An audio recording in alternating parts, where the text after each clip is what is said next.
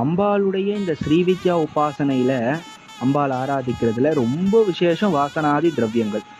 அதுலயும் இந்த சந்தனம் ரொம்ப விசேஷம். அம்பாளுடைய மேனில பட்ட சந்தனம் அம்பாளுக்கு குளிர்ச்சியை தரா மாதிரி நம்மளையும் குழு குழு குழுன்னு அம்பாள் வச்சுப்பா. அதுலயும் குறிப்பா லலிதா சகஸ்ரநாமத்துல 434வது நாமாவளி சந்தனத்திரவ சிக்தாங்கியை நமஹா அப்படின்னு சொல்லிட்டு ஒரு நாமாவளி. சந்தன குழம்பு பூசப்பட்ட அங்கங்களை உடையவளுக்கு நமஸ்காரம் அப்படின்னு சொல்லி அம்பாளுடைய மேனி ஃபுல்லா சந்தனத்தால பூசப்பட்டிருக்கான்.